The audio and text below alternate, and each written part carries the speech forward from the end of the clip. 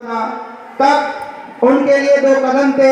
हिमाद्रि तुंग संग से प्रबुद्ध शुद्ध भारती, स्वयं प्रभा समुज्ज्वला स्वतंत्रता पुकारती।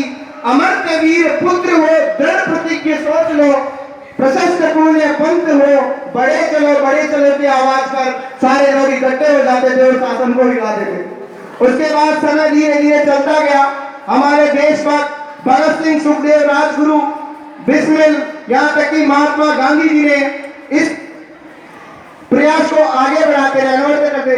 वे लड़ जाते थे, मिट जाते थे, फांसी चढ़ जाते थे और अपनी देशभक्ति निभा रहे होते थे। उसके बाद 62, 65 और 71 के युद्धों में अपने सुहाग को गवा देने वाली औरत, जब उनके घर के हाल ये हो जाते थे, प्यार भी भरपूर गया, मांग का सिंदूर गया, प्यार भी भरपूर गया, मांग का सिंदूर गया, नन्हे नन्हे बालकों की लंगोटियां चली गई, बाप की दवाई गई, भाई की पढ़ाई गई, छोटी छोटी बेटियों की चोटियां चली गई।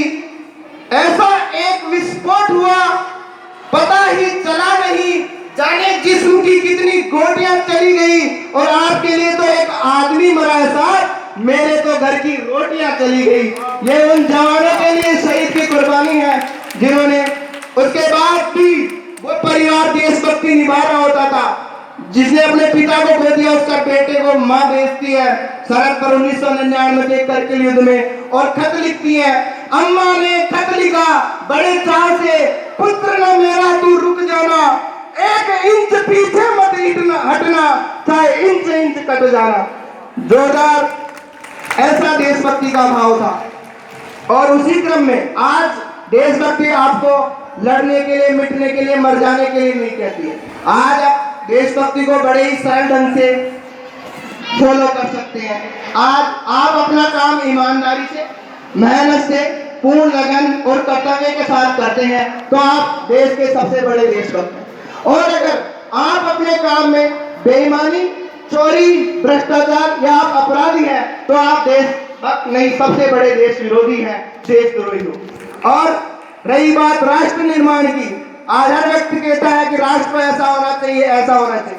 मुझे इसके एक प्रसंग याद आता है। एक बाप जिसके एक शैतान बच्चा था, वो शरारत करता रहता था, बाप को कोई काम नहीं करने देता था। तो पिताजी ने क्या कहा, उनके पास एक फटा हुआ हिंदुस्तान का नक्शा था, तो जाओ बेटा इसको जोड़ के लाओ। पिताजी ने सोचा कि ये कुछ टाइम लगाएगा, तब तक मैं अपना काम कर लूंगा। लेकिन बच्चा थोड़ी सी देर में वापस आ गया कि लो पिताजी मैं जोड़ लाया। बाप को आश्चर्य हुआ इतने जल्दी। तो बेटे ने कहा, जो सुनिए, बेटे ने कहा, पिताजी हिंदुस्तान के नक्शे के पीछे इंसान बना हुआ था, मैंने इंसान बनाया, हिंदुस्तान अपने आप बन गया।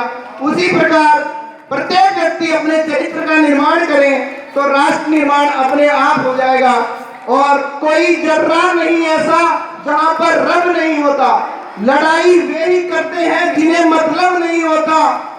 ए मंदिर और मस्जिद के लिए दीवानगी वालों, वतन से बढ़ के दुनिया में कोई मजहब नहीं होता।